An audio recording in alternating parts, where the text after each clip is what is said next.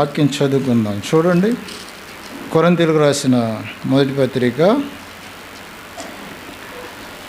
15వ అధ్యాయం. కొరింథీయులకు రాసిన మొదటి పత్రిక 15వ అధ్యాయము.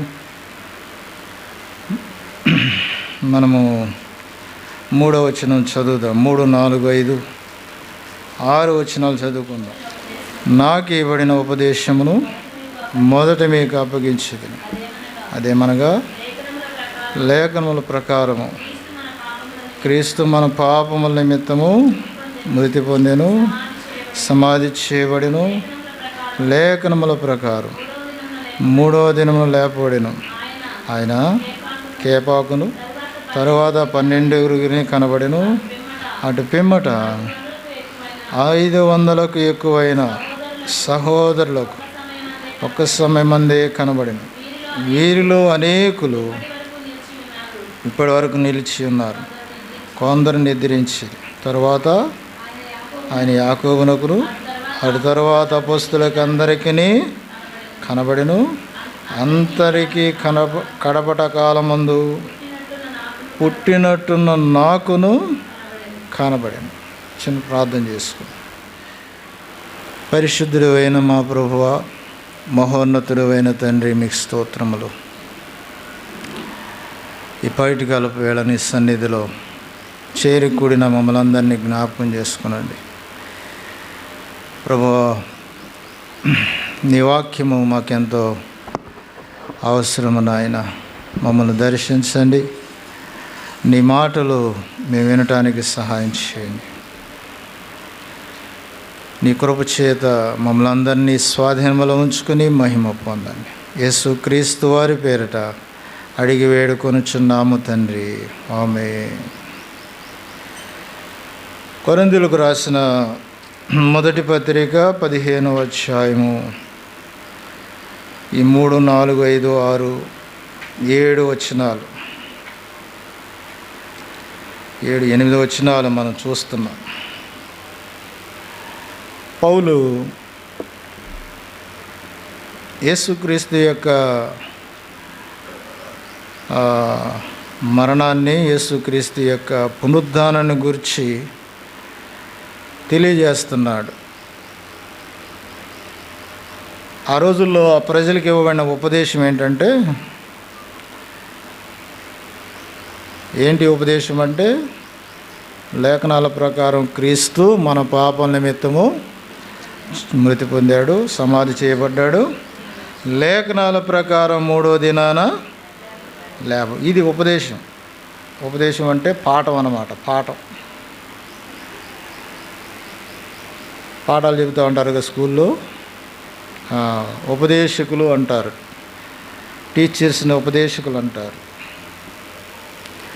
కాబట్టి పౌలు వారికి ఇచ్చినటువంటి ఉపదేశం ఏంటంటే, ప్రభు యొక్క మరణాన్ని గూర్చి, ప్రభు యొక్క పునరుద్ధానాన్ని గూర్చి, ప్రభు యొక్క ప్రత్యక్షతను గూర్చి. ఇక్కడ 3 విషయాలు మనం చూస్తాం: ఆయన మరణము, ఆయన పునరుద్ధానము, ఆయన యొక్క ప్రత్యక్షత. మరి ప్రభు తిరిగి లేచాడు అని ప్రత్యక్షత లేకపోతే ప్రజలు నమ్మరు కదా.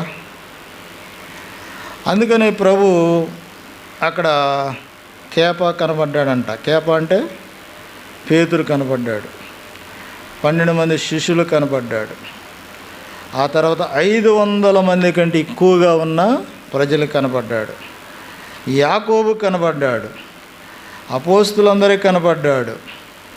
ఆ తర్వాత పౌలు అంటాడు, అందరికీ కడపట ఆ కాలమందు పుట్టినట్టున్న నాకును కనబడ్డాడు. ప్రభు యొక్క ప్రత్యక్షత ఎంతమంది కలిగిందంటే, ఇక్కడ కేప, 12 మంది శిష్యులు, 500 మంది ప్రజలు, ఏమండి, యాకోబు, అపోస్తులు, పౌలు,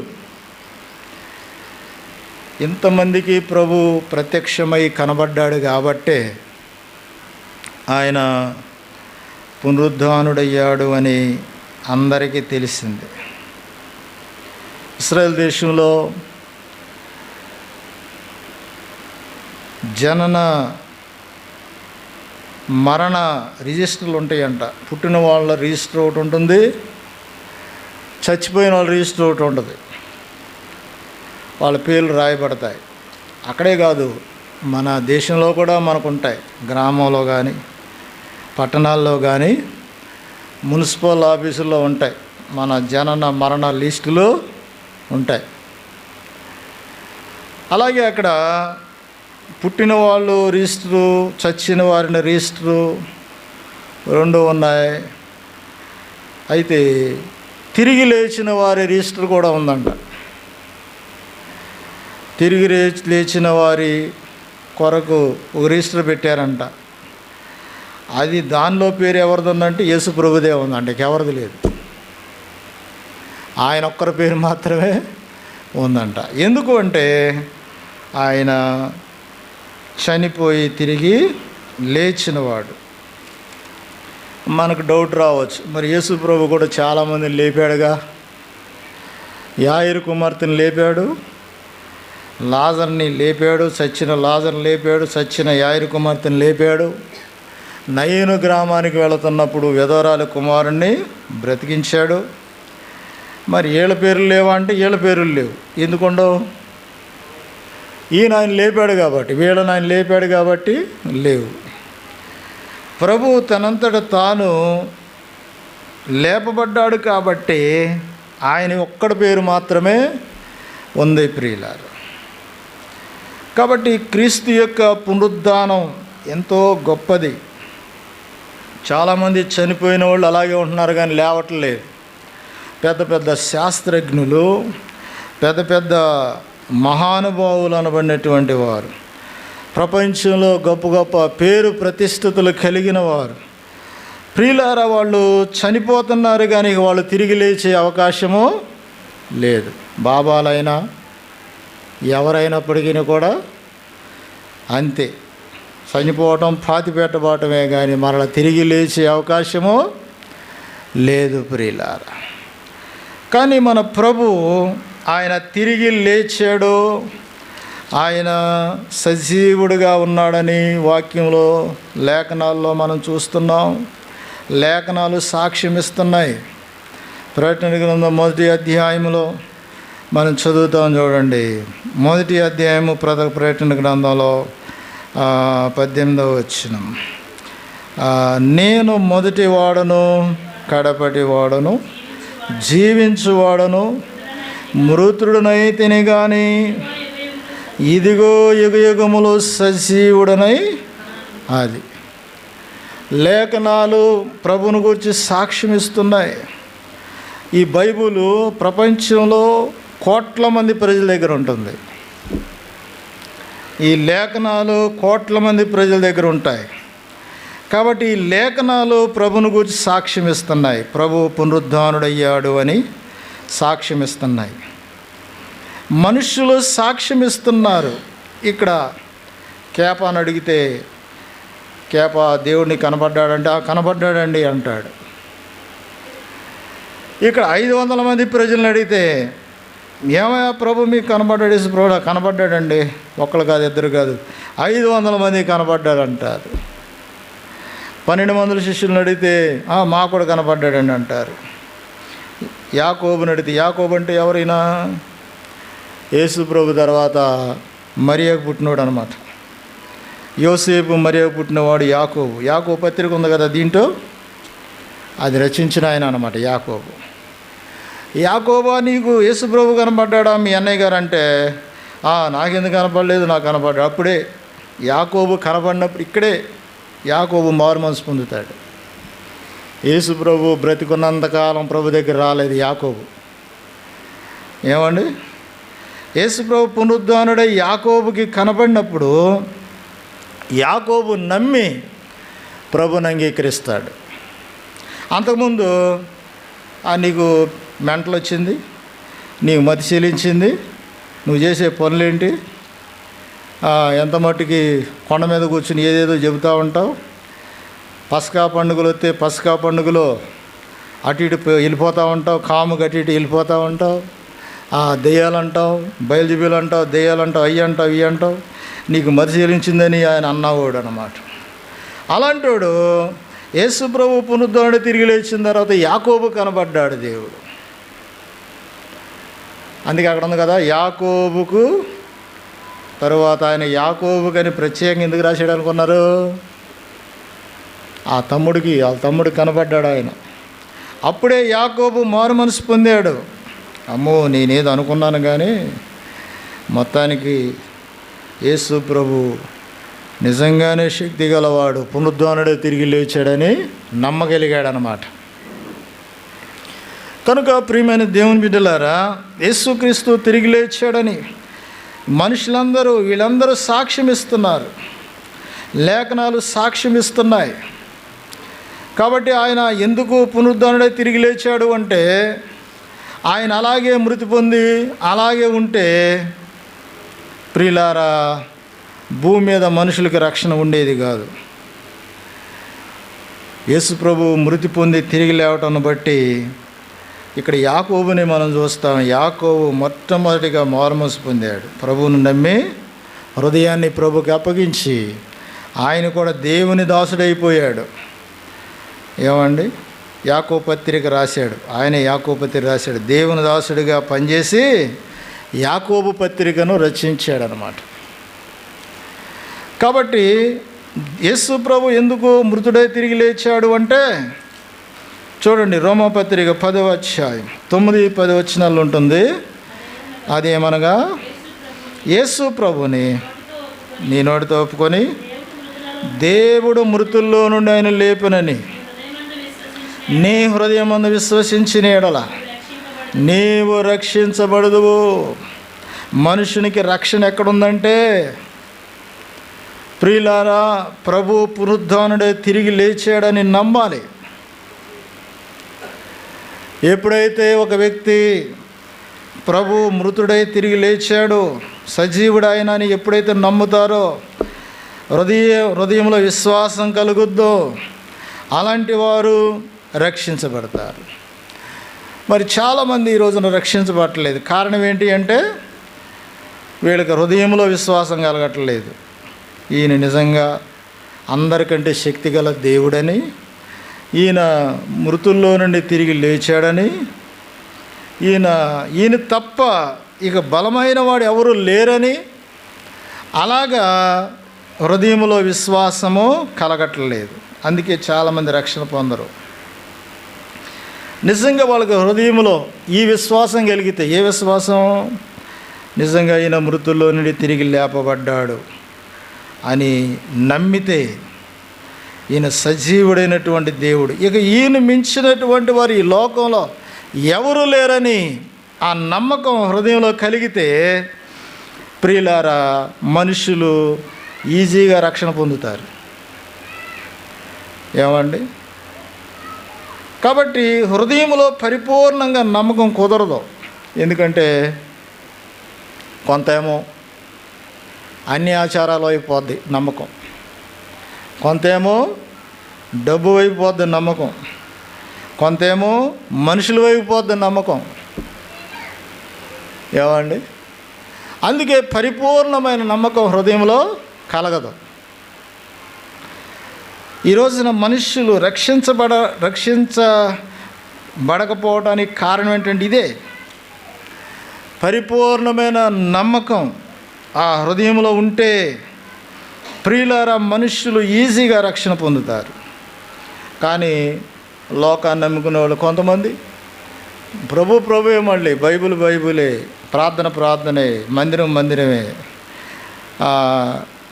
అయితే వాళ్ళతో పాటు ఇది కూడా ఒక పార్ట్గా, యేసు ప్రభు భక్తి కూడా ఒక పార్ట్గా చూసేవాళ్ళు ఎంతోమంది ఉన్నారు. కొంతేమో మనుషుల మీద నమ్మకం ఉంటుంది, కొంతేమో అన్య సంబంధమైన ఆ భూతలం అంటారు, ఆ అన్య సంబంధమైన సాంప్రదాయాల మీద నమ్మకం, కొంతేమో డబ్బు మీద నమ్మకం. ప్రియులారా, ఇలాగా ఈ నమ్మకం, ఈ విశ్వాసం అనేది ఇలాంటి వాటన్నిటి మీద ఉండటం బట్టి మనుషులకు హృదయంలో ఆ పూర్తి విశ్వాసం అనేది కలగట్లేదు. అందుకే నమ్మరు, అందుకే రక్షించబడరు. పూర్తి విశ్వాసము హృదయంలో కలగట్లేదు కాబట్టే రక్షించబడరు. కాలయాపన చేస్తూ ఉంటారు. అమ్మో ఇప్పుడు ప్రభువుని నమ్ముకుంటే, ఇప్పుడు బాప్తిసం పొందితే, రక్షించబడితే ఈ పిల్ల పెళ్ళి ఏం చేయాలి అట్లా ఆగుతూ ఉంటుంది. మళ్ళీ మరి ఈ ఇంటి పరిస్థితి ఏం చేయాలి, అమ్మో ఇప్పుడే రక్షించబడితే ఇదిగో నేను అక్కడ మొక్కుబడి చేసుకున్నాను, ఆ మొక్కుబడి ఏమైపోద్ది అట్లా ఆగుతూ ఉంటుంది. ప్రియులారా, ఒక పక్క ధనం, ఒక పక్క ఏమో మూఢాచారాలు, ఒక పక్క మూఢనమ్మకాలు, ఇలాంటి వాటి వైపు అన్ని విధాలుగా వీళ్ళ విశ్వాసము వెళ్ళిపోతూ ఉంటుంది. అందుకని హృదయంలో విశ్వాసము ఉండదు. నోట్లో ఉంటుంది విశ్వాసం. నోట్లో ఎలా ఉంటుంది, నేను దేవుని నమ్ముకున్నాను కాబట్టి ప్రార్థనకు వస్తున్నాను అని అంటారు. అది నోటి వరకు సరిపోతుంది. హృదయంలో విశ్వాసము ఉండదు. ప్రియులారా, క్రైస్తవ భక్తి అంటే హృదయములో విశ్వాసము కలగాలి, హృదయములో కలగాలి. ఏమండి, హృదయంలో విశ్వాసము లేకపోతే మనుష్యుడు రక్షించబడడు. హృదయంలో విశ్వాసం లేకపోతే మనుష్యుడు దేవుని మీద ఆధారపడి బ్రతకడు. హృదయంలో విశ్వాసం లేకపోతే మనుష్యుడు ప్రియులారా పలు విధాలుగా పరివిధాలుగా వారి మనసు అనేక విధాలుగా పరిగెత్తుతూ ఉంటుంది అన్నమాట. కాబట్టి యేసుక్రీస్తు మృతుడై తిరిగి లేచాడు అంటే ఇక్కడ యాకోబు వలె నమ్మి రక్షణ పొందాలి. యేసుక్రీస్తు పునరుద్ధరణుడైన తర్వాత యాకోబు రక్షించబడ్డాడు. ఆ పత్రిక రాస్తాడు కదా, చాలా లోతుగా ఉంటుంది ఆ పత్రిక. ఏమండి, భక్తిని గురించి రాస్తాడు, ప్రార్థన గురించి రాస్తాడు, తీర్పుని గురించి రాస్తాడు. అంత లోతైనటువంటి అనుభవం ఎలా వచ్చింది ఆయనకి? తర్వాత యాకోబు పత్రిక మీరు క్షుణ్ణంగా చదువుకోండి. అంత లోతైన అనుభవం ఎట్లా వచ్చింది ఆయనకంటే ప్రభువుని హృదయంలో విశ్వసించాడు, రక్షించబడ్డాడు. అందుకే ప్రియులారా ఆయన ఆ లోతైన భక్తిలోనికి వెళ్ళగలిగాడు. కాబట్టి పైటి కాలపు వేళ ఎందుకు ప్రభు పునరుద్ధానుడయ్యాడు అంటే మనము హృదయపూర్వకంగా విశ్వసించి మనము పరిపూర్ణంగా రక్షించబడాలని ప్రభు ఆయన పునరుద్ధానుడయ్యాడు. ప్రియులారా, రోమా 5:1 అది చెప్పబడింది కదా, విశ్వాస మూలముగా మనము నీతిమంతులముగా తీర్చబడతాం. అది ఏ విశ్వాసం అంటే హృదయపూర్వకమైన విశ్వాసం. హృదయపూర్వకమైన విశ్వాసం గల వాళ్ళు ఎలా ఉంటారంటే ఇక బయటి ఏవి నమ్మరు. వారు అబ్బాయి ఎవరో విధవరాలు ఎదురొచ్చిందిరా దిట్టి తీరా అంటే నమ్మరు. పోతే మరి ఏం కాదు అంటారు. విశ్వాసంలో ఉన్న వాళ్ళు ఏం చేస్తారు, అమ్మో నిజమే తీసే పడేయండి అంటారు. అది హృదయపూర్వకమైన విశ్వాసం ఉంటే ప్రియులారా ఈ మూఢాచారాలకు పోరు, భయపడరు. ఏమండి, కాబట్టి హృదయపూర్వకమైన విశ్వాసం ఎవరికి ఉంటుంది అంటే యేసుక్రీస్తు మృతుల్లో నుండి లేపబడి సజీవుడయ్యాడు. కాబట్టి ప్రభు సజీవుడైనటువంటి దేవుడని ఎవరైతే నమ్ముతారో వారికి హృదయపూర్వకమైన విశ్వాసము వారి హృదయంలో ఉంటుంది. ఎందుకు యేసు ప్రభు పునరుద్ధరణుడయ్యాడు అంటే ఎందుకు అలా కనపడాల్సి వచ్చింది? ఆయన లేచి వెంటనే వెళ్ళిపోవచ్చు కదా పైకి. ఏమండి, యాకోబుకి ఎందుకు కనపడ్డాడు అంటే యాకోబు మారు మనసు పొందాలి, చూడాలి, ప్రభును చూడాలి. ప్రియులారా, ప్రభును చూశాడు, మార్పు చెందాడు, దేవుని దాసుడిగా బ్రతికాడు. ఎందుకు ప్రభు మృతుడై తిరిగి లేచాడు అంటే మనము ఆయన మృతుడై తిరిగి లేచాడని హృదయపూర్వకంగా నమ్మి రక్షించబడాలని తిరిగి లేచాడు. దేవుడు ఎందుకు ఇంకా తిరిగి లేచాడంటే యోహాను సువార్త 20వ అధ్యాయంలో మనం చదువుదాం. 2వ మాట ఉంటుంది ఇక్కడ, యేసు ప్రభు ఎందుకు పునరుద్ధానుడే తిరిగి లేచాడు అంటే, ఏం చేయడానికి తిరిగి లేచాడు అంటే, ప్రియులారా 20వ అధ్యాయంలో, యోహాను సువార్త 20వ అధ్యాయంలో మనం చదువుతాం చూడండి. 15వ వచనం. యేసు, అమ్మా ఎందుకు ఏడ్చుచున్నావు, ఎవరిని వెతుకుచున్నావని ఆమెను అడగాడు. ఇక్కడ మగ్దలేని మరియ సమాధి దగ్గర ఉన్నప్పుడు యేసు ప్రభు మాట్లాడుతున్నాడు. అమ్మా ఎందుకు ఏడ్చుచున్నావు, ఎవరిని వెతుకుతున్నావు? అంతకుముందు మరియ సమాధిని చూసినప్పుడు సమాధి లోపల ఒక గుడ్డ కనపడింది. ఏ ఎముకలు లేవు, ఏ శరీరం లేదు, గుడ్డ. అక్కడ ఒక దేవదూత ఉండటం చూసింది మరియ. దేవదూత కూడా మరియతో మాట్లాడింది. ఏమన్నా చూసారా? 13వ వచనంలో వారు, అమ్మా ఎందుకు, దేవదూతలు అన్నారు, అమ్మా ఎందుకు ఏడ్చుచున్నావు? వాళ్ళు అది అడిగారు ఆమెని. ఎవరిని? మగ్దలేని మరియని. యేసు ప్రభు కూడా అది అడిగాడు. చూసారా ఎలాగుందో? అంటే పునరుద్ధానము, క్రీస్తు యొక్క పునరుద్ధానము ఏంటి అంటే, ఏడ్చేవాడు ఏడకుండా ఉండాలి. అది యేసు ప్రభు తిరిగి లేచాడు, ఆయన పునరుద్ధానుడయ్యాడు. కాబట్టి దేనికోసం మనుషులు ఏడ్చినా వారిని ఏడ్చేవారిగా లేకుండా చేయాలి. క్రీస్తు యొక్క పునరుద్ధానం అది. ఏమండి, ఇప్పుడు ఈమె ఏడ్చామె, ఏడు పాపేయాలంటే ఏం కావాలి మరి చెప్పండి? ఎవరి కోసం ఏడుతుంది ఈమె? యేసు ప్రభు కోసం ఏడుతుంది. యేసు ప్రభు ఈమె 7 దెయ్యాలు వదలగొట్టాడు ఈ లోకంలో ఉన్నప్పుడు. ఇప్పుడు యేసు ప్రభువుని సమాధిలో పెట్టారు. సమాధిలో పెట్టినప్పుడు ఏముంది? ఇప్పుడు తిరిగి లేచిన తర్వాత ప్రభు కనపడలేదు ఆమెకి. సమాధి దగ్గర కూర్చుని ఏడుతుంది. ఇప్పుడు ఈమె ఏడు పాపాలంటే ఏం చేయాలి? ప్రభు కనపడాలి. అందుకే ప్రభు వచ్చాడు. 15వ వచనంలో అదే యేసు ప్రభు యేసు, అమ్మ ఎందుకు ఏడ్చున్నావు, ఎవరిని ఏడ్చున్నావు? ఆమె ఏమనుకుంది? ప్రభుని తోటమాలనుకుందంట. అయ్యా ఆయన ఎక్కడ పెట్టారో చెప్పండి అంటుంది. యేసు ప్రభు ఆమెను చూసి అన్నాడు, మరియా అని పిలిచాడంట. మరియా అని పిలంగానే ఆమెకు ఆ స్వరాన్ని గుర్తుపట్టింది. మరియా అనగానే ఆమెకు అర్థమైపోయింది. అప్పుడు సంతోషం వచ్చింది ఆమెకి. 18వ వచనం. మగ్దలేని మరియా వచ్చి, నేను ప్రభువుని చూచి తిని ఆయన నాతో ఈ మాటలు చెప్పానని శిష్యులకు మరియా అని అన్నాడు. ఇదిగో నా దేవుడును మీ దేవుడును, నా తండ్రియు మీ తండ్రియు, ఆయన దగ్గర నేను ఎక్కిపోలేదు, నన్ను ముట్టుకోమాక. ప్రియులారా, ఇక్కడ మనకేమర్థం అవుతుందంటే, క్రీస్తు యొక్క పునరుద్ధానము, ఆ పునరుద్ధానం యొక్క శక్తి మనలను ఎప్పుడు ఏడ్పించేదిగా ఉండదు, దుఃఖపడే వారికి ఓదార్చేదిగా, ఏడ్చేవారిని ఏడకుండా చేసేదిగా ఉంది. అసలు యేసు ప్రభు శిలువ మోసేటప్పుడే చెప్పాడు. ఏమన్నాడు? అమ్మలారా నా కోసము ఏడవకండి, మీకోసము మీ పిల్లల కోసం ఏడవండి. ఎవరి కోసం ఏడవాలి చెప్పండి? ఎవరి కోసం ఏడవాలి? లోకాసు వార్తలు ఉంది కదా. ఎవరి కోసం ఏడవాలంటే చెప్పండి? మీకోసం ఏడవండి ముందు, ఆ తర్వాత మీ పిల్లల కోసం ఏడవండి. నీ భర్త కోసం ఏడు, నీ కోసం ఏడు, నీ పిల్లల కోసం ఏడు.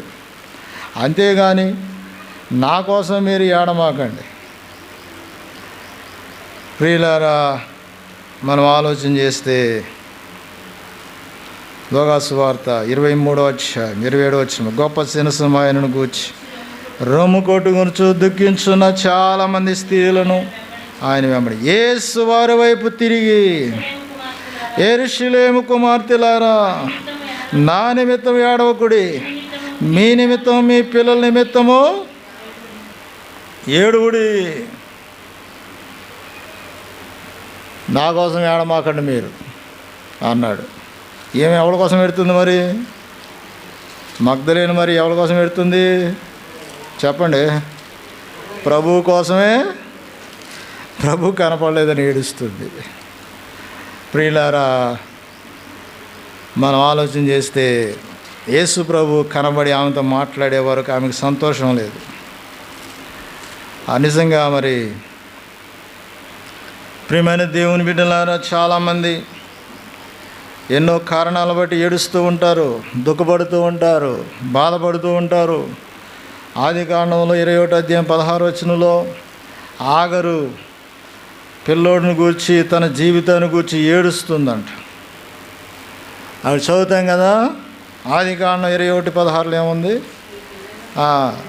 ఈ పిల్లవాని సావు నేను చూడలేననుకుని వీటి ఎంత దూరం వెళ్ళిపోయి ఎదురుగా కూర్చుని నేను ఎలుగెత్తి ఏడ్చిందంట. పిల్లోడికి ఎదురుగుండా కూర్చుని ఎలుగెత్తి అంటే కేకలేసుకుంటూ ఏడుస్తుంది. అమ్మో, నా పరిస్థితి ఏం కావాలి, నా పిల్లోడి పరిస్థితి ఏం కావాలి, నేనేం కావాలి, నా పరిస్థితి ఎలాగ, నా జీవనం ఎట్టా, నేను ఎట్టా బ్రతకాలి, ఇల్లు లేదు, వాకిలు లేదు, ఒక ఆధారం లేదు, దిక్కు దివాళ్ళు లేని పరిస్థితుల్లో ఉన్నాను, ఏం కావాలి, నన్ను తీసుకెళ్ళి కూడా నన్ను వదిలిపెట్టేసాడు, కాబట్టి నేనేం చేయాలి? ఆమె ఒంటరి బ్రతుకును బట్టి ఏడుస్తుంది ప్రియులారా. ఆమె ఒంటరి జీవితాన్ని బట్టి ఏడుస్తుంది, మామూలుగా ఏడట్లేదు, ఎలుగెత్తి ఏడుస్తుంది ప్రియులారా. దేవుడు ఏడ్చేవారిని ఆయన మాన్పించే దేవుడు. మనం అట్టాగే ఏడవాలని దేవుని చిత్తం కాదు. కొంతమంది మేము ఒంటరిలం కాదు, ఇక్కడ మాకెవరున్నారు, మేము అలాగా ఇలాగని ఏడుస్తూ ఉంటారు కొంతమంది. నాకెవరున్నారు, పిల్లలు ఉన్నారా, ఎవరున్నారా, దిక్కు లేని వాళ్ళం కదా అన్నట్లు కొంతమంది ఏడుస్తారు. ప్రియులారా, మన ప్రభు ఉన్నాడనేటువంటి సంగతి మర్చిపోరు. ఆగరు ఒంటరి బ్రతుకులో ఆమె ఏడుస్తుంది. ఆమెను పలకరించేవారు ఎవరున్నారు అక్కడ? ఆమె దగ్గర తీసేవాళ్ళు ఎవరున్నారు అక్కడ? ఆ అరణ్యంలో ఫారాను అరణ్యమేనది, ఇది అరణ్యం మొత్తానికి ఎవరు ఆమెను పలకరిస్తారు, సేద తీరుస్తారు? ప్రియులారా, దేవుడే అక్కడికి వచ్చాడు, దూత రూపంలో వచ్చి ఆమెతో అంటున్నాడు, ఆగరు నీకేమి వచ్చింది, భయపడకము అన్నాడు. ఏమన్నాడు? ఆగరు నీకేం వచ్చింది, నీకేం వచ్చిందని మిమ్మల్ని అడిగితే నువ్వేం చెప్తారు? నాకు పెద్ద సమస్య వచ్చిందండి, నాకు పెద్ద రోగం వచ్చిందండి, నాకు పెద్ద తలకాయ నొప్పి వచ్చిందండి, నాకు పెద్ద జబ్బు వచ్చిందండి, ప్రాబ్లమ్స్ వచ్చిందండి అంటారు కదా. ప్రియులారా, దేవుడు ఆగరుతో చెబుతున్నాడు, నీకేం వచ్చింది, నీకేమి వచ్చింది, భయపడకము అన్నాడు. నేనున్నాను కదా, ఎందుకు భయపడుతున్నావు అన్నాడు. ఆగరి యొక్క దుఃఖము, ఏడుపంతా ఒక దెబ్బతో ఎగిరిపోయింది పైకి. ఆగరి యొక్క దుఃఖము, ఏడుపంతా వెళ్ళిపోయింది ప్రియులారా. ఆ మెల్లని స్వరము, ప్రభు యొక్క స్వరం వినేసరికి ఆమె ఏడుపుకి అవధుల్లేని పరిస్థితుల్లో ఉండగా ప్రభు యొక్క స్వరం వినేసరికి, ఆగరు నీకేమొచ్చింది, భయపడమాక, నేను నీకు ఉన్నాను కదా, నేను దిక్కుగా ఉన్నాను కదా అన్నట్లుగా దేవుడు మాట్లాడుతుంటే ఆమెకున్న ఏడుపంతా వెళ్ళిపోయింది. గొప్ప సంతోషం వచ్చింది. ఇదిగో ఈ కుమారుణ్ణి గొప్ప జనాంగంగా చేస్తానన్నాడు. అక్కడ దేవుడు వాగ్దానము చేశాడు. ఇప్పుడు చూడండి, Kuwait, Dubai, Iran, Iraq, Muscat, ఈ దేశాలు ఉన్నాయి. ఈ దేశాల్లో వాళ్ళు పెద్ద పెద్ద సంపన్నులు, వాళ్ళు పెద్ద పెద్ద డబ్బు గల వాళ్ళు. ప్రియులారా, వాళ్ళకి భూమి కింద ఆయిల్ ఎక్కువ ఉంటుంది, ఆ ఖనిజ సంపద ఎక్కువ ఉంటుంది, పెట్రోలు, డీజిలు, తెల్ల పెట్రోలు, విమానాలు పోసే తెల్ల పెట్రోలు, ఇవన్నీ ఉంటాయి. గవర్నమెంట్ వాళ్ళే అవి తీసుకుని వాళ్ళకి లీజు తీసుకుని డబ్బులు ఎత్తారు వాళ్ళకి. అందుకే ఒక్కొక్కడు 3-4 భార్యలతో బాగా తింటూ సుఖపడుతూ ఆనందిస్తూ ఉంటారు. అంత హోందాతనం, అంత గొప్ప ప్రియులారా, సుఖజీవంతో గడిచేటువంటి ఆ పరిస్థితులు వాళ్ళకి ఎందుకు వచ్చాయంటే ఎందుకు దేవుడు అన్నాడు, ఆగర్తో చెప్పాడు, ఇదిగో ఈ కుమారు నేను గొప్ప జనాంగంగా చేస్తానన్నాడు. రెండోది అబ్రహాం యొక్క ప్రార్థన, ప్రభువా ఇష్మాయేలుని దీవించు నాయన అన్నాడు. అంతే, ఆ దీవెత నిలిపోవా అన్నాడు. అంతే, దీవించేశాడు. ఇప్పుడు వాళ్ళు పెద్దోళ్ళు అయిపోయారు. ఆ దేశాలు, వాళ్ళ గృహాలు, వాళ్ళ పరిస్థితులు చూస్తే ప్రియులారా, మనం వెళ్ళలేదు కానీ, నేను వెళ్ళలేదు కానీ అప్పుడప్పుడు యూట్యూబ్లో చూస్తుంటే వాళ్ళ ఇళ్ళు, వాళ్ళకున్నటువంటి బంగళాలు, వాళ్ళకున్నటువంటి లగ్జరీ జీవితము ఎంతో గొప్పదిగా ఉంటుంది. కారణం ఏంటి అంటే దేవుడు నడిచిన వాగ్దానం అలాగ నెరవేర్చేశాడు. అలాగ వాళ్ళు గొప్పోళ్ళు అయిపోయారు. కాబట్టి వాళ్ళు ఏడ్చేవారిగానే ప్రభు ఉంచలేదు. వాళ్ళని ఆగరుని నిత్యము ఏడ్చే స్త్రీగా ఉంచలేదు. ఇదిగో ఇష్మాయేలుని ఏడ్చే వ్యక్తిగా ఉంచలేదు. వాడు కూడా ఏడుతున్నాడు కదా, ఏడుతున్నాడా లేదా? అక్కడ కూడా వాడు ఏడుస్తున్నాడు. పిల్లోడు కూడా ఏడుస్తున్నాడు. తల్లి ఏడుస్తుంది. ఒక పక్క పిల్లోడు, ఒక పక్క తల్లి, దిక్కులేని పరిస్థితిలో వాళ్ళు ఉన్నారు. ప్రియులారా, అలాంటి వారిని దేవుడు పట్టించుకొని గొప్ప వాగ్దానం చేసి వారిని గొప్పవారిగా చేశాడు. కాబట్టి ప్రభు యొక్క పునరుద్ధానము ఎందుకు అంటే, ఆ పునరుద్ధానం యొక్క శక్తి దేని కొరకు అంటే, ఏడ్చేవారిని ఏడకుండా వాళ్ళ యొక్క సమస్య నుండి విడిపించడానికి దేవుడు పునరుద్ధానుడై వచ్చాడు. అందుకే ఎవరికి కనబడుకోకుండా మగ్దలేని మరియ కనపడ్డాడు మొట్టమొదటిగా. ఇప్పుడు ఏం ఆ సమాధి దగ్గరికి వెళ్ళకముందే వెళ్ళిపోయాడు ఆయన. ఎక్కడికి వెళ్ళాడో తెలియదు, వెళ్ళిపోయాడు. మళ్ళీ సమాధి దగ్గర ఏడుతుంటే మళ్ళా వచ్చాడు. వచ్చి మొట్టమొదటిగా ఆమెతో మాట్లాడి ఆమె ఏడుపును ప్రభు మానిపించాడు. అప్పుడు ఆమె సంతోషముతో మిగిలిన వాళ్ళ దగ్గరికి వచ్చి, నేను యేసును చూశానని గంతులేస్తుంది. ప్రియులారా, యేసుక్రీస్తు యొక్క పునరుద్ధానం దేనికోసమంటే, మనకు సమయం సాల్తలో చూడండి, దేనికోసమంటే మనము హృదయపూర్వకంగా విశ్వసించి రక్షించబడాలని. రెండోది, మనము ప్రియులారా ఏడ్పులో ఉండకుండా సంతోషాన్ని, మనము మన ఏడ్పును, మన దుఃఖాన్ని, మన యొక్క ప్రతి బాష్ప బిందువును తుడిచివేయాలని ప్రభు పునరుద్ధానుడై తిరిగి లేచాడు. యోహాను సువార్త 20వ అధ్యాయంలో ఎందుకు ప్రభు పునరుద్ధానుడయ్యాడు అంటే, ఇక్కడే మనం చూస్తాం చూడండి. 20వ అధ్యాయంలో మనం చదువుతాం కదా, 21వ వచనంలో, అప్పుడు యేసు మరలా మీకు సమాధానము కలుగును గాక, తండ్రి నన్ను పంపిన ప్రకారం నేను మమ్మల్ని పంపుతున్నాను వారితో. చూడండి, ఎందుకు పునరుద్ధానుడయ్యా ప్రభు అంటే, సమాధానం కలగజేయటానికి. అంటే వీళ్ళకి ముందు సమాధానం లేదా అంటే, ఇప్పుడు యేసు ప్రభు వాళ్ళ దగ్గరికి ఎందుకు వచ్చాడంటే, వాళ్ళకి సమాధానం లేదు. అంతకుముందు సమాధానం ఇవ్వలేదా దేవుడు? వాళ్ళ హృదయాలకు సమాధానం లేదంటే ఇచ్చాడు. యోహాను సువార్తలో 14వ అధ్యాయం 27వ వచనం ఏమన్నాడు? శాంతి మీకు అనుగ్రహించి నేను వెళ్ళుచున్నానన్నాడు. నా శాంతిని మీకు ఇస్తున్నానన్నాడు. శాంతి అంటే కింద పుట్బొట్లు ఉంది కదా, సమాధానం ఉంది కదా, సమాధానం మీకు అనుగ్రహించి వెళుతున్నాను అన్నాడు. నా సమాధానాన్ని మీకు ఇస్తున్నాను అన్నాడు. లోకం ఇచ్చినట్లు ఇవ్వట్లేదు అన్నాడు. మరి ఏమైపోయింది సమాధానం? హృదయంలో సమాధానం ఏమైపోయింది? పోయింది. హృదయంలో సమాధానం లేదు. ప్రియులారా, యేసుక్రీస్తు పునరుద్ధానుడైన తర్వాత ఈ శిష్యులందరూ ఒక మేడగదిలో తలుపులేసేసుకుని ఒక ఇంట్లో కూర్చుని తలుపులేసి భయపడిపోతూ బిక్కుమంటూ, అమ్మో ఈ రోమా ప్రభుత్వ అధికారులు మమ్మల్ని కూడా చంపేసేస్తారేమో, యేసు ప్రభువుని సిలువే చంపేశారు, మమ్మల్ని కూడా చంపేసేస్తారేమో అని వీళ్ళు బిక్కుమంటూ ప్రాణాలు గుప్పిట్లో పెట్టుకొని ఆ ఇంట్లో ఉంటున్నారు ప్రియులారా. కాబట్టి వారి హృదయాల్లో సమాధానం లేదు, నెమ్మది లేదు, టెన్షన్తో ఉన్నారు. టెన్షను ఏం జరుగుద్దో, ఏమైపోతామో అన్నట్లుగా ఉన్నారు వాళ్ళు. అక్కడ ఉంది కదా, ఇంటి తలుపులు కూడా మూసేశారంట. ఏమండి, తలుపులు మూసేశారు, కిటికీలు మూసేశారు.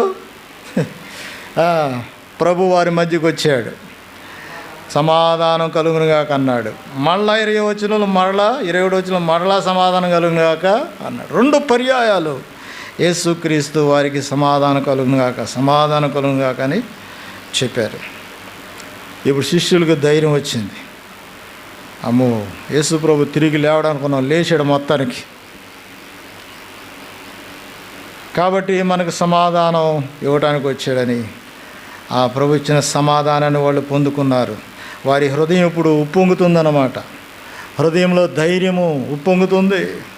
ప్రియమైన దేవుని బిడ్డలారా, ప్రభు రాకముందు వాళ్ళు గుండె గుప్పెట్లో పెట్టుకుని టెన్షన్తో బ్రతుకుతున్నారు. ప్రియులారా, ప్రభు వచ్చాడు, సమాధానాన్ని వారికి ఇచ్చాడు. ఎందుకు ప్రభు పునరుద్ధానుడే తిరిగి లేచాడంటే మనకు సమాధానం ఉండాలి. భూమి మీద మనం ఏ టెన్షన్లు పడుకోకుండా నెమ్మది లేని వారంగా జీవించక సమాధానం కలిగి బ్రతకాలి. సమాధానంతో బ్రతకాలి. హృదయంలో సమాధానం ఉండాలి. ఏమండి ప్రియులారా, సమస్తము దేవుడే చేస్తాడు అనేటువంటి మనసుతో మనం ఉన్నప్పుడు హృదయంలో మనకు సమాధానం ఉంటుంది. దేవుడు హృదయానికి సమాధానం ఇవ్వకపోతే మనం దాన్ని పొందుకోలేం. ఎందుకంటే ఈ లోకంలో కంగారుగా టెన్షన్తో ప్రతి దానికి తొందరపడుతూ బ్రతుకుతూనే ఉంటాం. కాబట్టి ప్రభువే సమాధానం ఇవ్వాలి. అందుకే పునరుద్ధరణుడే లేచాడు. చూడండి 20వ అధ్యాయము, యోహాను సువార్త 20వ అధ్యాయం 22వ వచనం. ఆయన ఈ మాటలు చెప్పి వారి మీద ఊది పరిశుద్ధాత్మను పొందుడి అన్నాడు. పరిశుద్ధాత్మను పొందుడి అన్నాడు. ఎందుకు యేసుప్రభు పునరుద్ధరణుడే తిరిగి లేచాడంటే పరిశుద్ధాత్మని ఇవ్వటానికి వచ్చాడు. అందుకే కదా అపోస్తుల కార్యాల్లో వాళ్ళు ప్రార్థన చేశారు. పెంతెకొస్తు దినాన అంటే 50 రోజుల తర్వాత, ప్రభు తిరిగి లేచిన 50 రోజుల తర్వాత అక్కడ పరిశుద్ధాత్మ వారి మీదకి వచ్చినట్లుగా మనం చూస్తాం. పరిశుద్ధాత్మ దేవుడు భూమి మీదకి మనుషుల్లోనికి రావటం అదే మొదటిసారి. పరిశుద్ధాత్మ దేవుడు భూమి మీద సంచారం చేస్తున్నాడు. ఆ రోజు నుంచి ఈ రోజు వరకు పరిశుద్ధాత్మ దేవుడు సంచారము చేస్తున్నాడు. ప్రభు అంట పరిశుద్ధాత్మను ఊదాడంట. పొందుకోండి మీరు అని ఊదేశాడు. ప్రియులారా, 12 మంది శిష్యులు, 120 మంది మేడగదిలో ఉన్నవాళ్ళు, వాళ్ళందరూ కూడా అపోస్తుల కార్యముల్లో పరిశుద్ధాత్మను పొందుకుంటారు. పరిశుద్ధాత్మ మనకు కావాలి. అందుకే ప్రభు పునరుద్ధానుడయ్యాడు. ప్రభు అన్నాడు కదా, ఆత్మ లేనివాడు నావాడు కాదు అన్నాడు. రోమాపత్రిక 5:8వ అధ్యాయంలో దేవుని ఆత్మ లేనివాడు ఎవరివాడు కాదంట. చూడండి 8వ అధ్యాయము 9వ వచనం. దేవుని ఆత్మ మీలో నివసించిన ఎడల 8:9వ వచనం. రోమా 8:9వ వచనం. దేవుని ఆత్మ మీలో నివసించిన ఎడల మీరు ఆత్మ స్వభావము గలవారే కానీ శరీర స్వభావము గలవారు కారు. ఎవడైనా క్రీస్తు ఆత్మ లేనివాడైతే వాడు ఆయన వాడు. అది ప్రభు ఆత్మ కలిగి మనం జీవించాలని పరిశుద్ధాత్మని ఇవ్వటానికి ఆయన పునరుద్ధానుడే తిరిగి లేచాడు. కాబట్టి ఇప్పుడు మనం పరిశుద్ధాత్మను పొందుకొని జీవించాలి. ఆయన ఆత్మచేత నింపబడి మనం జీవించాలి. మారు మనసు పొందిన వ్యక్తిలో పరిశుద్ధాత్మ దేవుడు నివసిస్తాడు. మారు మనసు పొందకపోతే పరిశుద్ధాత్మ దేవుడు వారిలోనికి రాడు. దేవుని ఆత్మ ఎలాంటిది అంటే ఆలోచన బలములకు ఆధారముగా ఆత్మ అంటాడు. జ్ఞాన వివేకములకు ఆధారముగు ఆత్మ అంటాడు. యెహోవాయందు భయభక్తులు పుట్టించేటువంటి ఆత్మ అంటాడు. దేవుని ఆత్మ ఉన్న వాళ్ళు అలా ఉంటారు. జ్ఞాన వివేకములకు ఆధారంగా ఉంటారు, ఆలోచన బలములకు ఆధారంగా ఉంటారు, భయభక్తులు కలిగిన వారిగా జీవిస్తారు ప్రియులారా. కాబట్టి ప్రభువు పునరుద్ధానుడు ఎందుకు తిరిగి లేచాడు అంటే దేవుని పరిశుద్ధాత్మను పొందుకోవడానికి తిరిగి లేచాడు. నీవు నేను ఆత్మచేత నివ్వబడాలి. కొరింథీయులకు రాసిన మొదటి పత్రిక 15వ అధ్యాయంలో 4వ విషయం ఇక్కడ ఉంది కదా. ఎందుకు ప్రభు తిరిగి లేచాడు అంటే 15వ అధ్యాయము 20వ వచనం చదువుదాం. ఇప్పుడైతే నిద్రించిన వారిలో ప్రథమ ఫలముగా క్రీస్తు మృతుల నుండి లేపబడి ఉన్నాడు. మనుషుని ద్వారా మరణం వచ్చిన, మనుషుని ద్వారానే మృతుల పునరుద్ధానం కలిగిన. ఆదామునందు ఎలాగందరూ మృతి పొందుచున్నారు, అలాగనే క్రీస్తునందు అందరూ బ్రతికింపబడుదురు. ప్రతివాడును తన తన వరసలోనే బ్రతికింపడు. ప్రథమ ఫలము క్రీస్తు, ఆ తర్వాత క్రీస్తు వచ్చినప్పుడు అందరూ దేవుడు పునరుద్ధానుడు అవ్వటానికి మరొక కారణం ఏంటంటే మనకు పునరుద్ధానం ఉందని చెప్పడానికి ఆయన పునరుద్ధానుడు అయ్యాడు.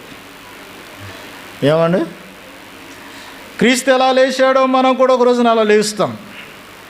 ఆయన బిడ్డలకు పునరుద్ధానం ఉన్నదని చెప్పడానికి ప్రతివాడు వాని వరుస క్రమంలోనే లేపబడుదురు, ఆయన వారు బ్రతికింపబడుదురు అని ఉంది. చూసారా మాటలు? ప్రథమ ఫలంగా క్రీస్తు లేపబడ్డాడు, తర్వాత మనం కూడా లేపబడతాం.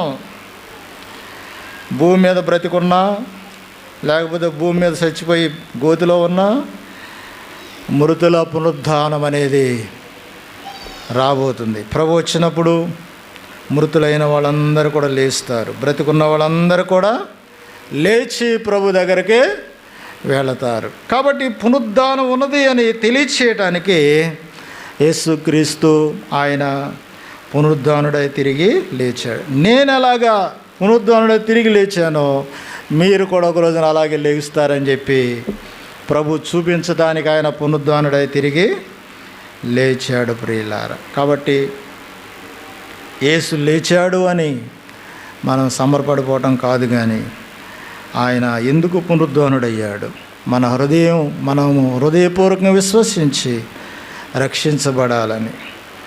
ఆయన ఎందుకు పునరుద్ధానుడయ్యాడు? ఏడ్చేటువంటి మనము ఏడవకుండా బ్రతకాలని. ఆయన ఎందుకు పునరుద్ధానుడయ్యాడు? సమాధానం కలిగి మనం ఉండాలని. ఆయన ఎందుకు పునరుద్ధానుడయ్యాడు అంటే పరిశుద్ధాత్మ పొందుకొని బ్రతకాలని. ఆయన ఎందుకు పునరుద్ధానుడయ్యాడంటే మనకు కూడా ప్రజలకు, దేవుని బిడ్డలకు పునరుద్ధానం ఉందని తెలియచేయడానికి పునరుద్ధానుడయ్యాడు. ప్రార్థన చేసుకుందాం. అందరూ లేచి నిలబడదాం, ప్రార్థన చేసుకుందాం. లేవండి. ప్రేమగల తండ్రి, మీకు వందనాలు చెల్లిస్తున్నాము. నిన్న మాటలు బిడ్డల హృదయాల్లో భద్రపరచండి ప్రభు. మీరు ఎందుకు పునరుద్ధానులయ్యారో, ఎందుకు మీరు తిరిగి లేచారో నీ గ్రంథంలోని కొన్ని మాటలు చూసాం ప్రభువా. మేము హృదయపూర్వకంగా విశ్వసించాలని, మేము ఏడవకుండా సంతోషిస్తూ నిన్ను గణపరిచేవారిగా ఉండాలని ప్రభువా, మేము సమాధానం కలిగి ఉండాలని ప్రభువా, పరిశుద్ధాత్మను మేము పొందుకోవాలని ప్రభువా, మేము పునరుద్ధానం ఉన్నది అని నిరీక్షణతో బ్రతకాలని మీరు పునరుద్ధానుడై తిరిగి లేచిన దేవుడు. నిన్న మాటలు బిడ్డల హృదయాల్లో భద్రపరచండి. యేసు నామములో ప్రార్థిస్తున్నాము తండ్రి, ఆమేన్.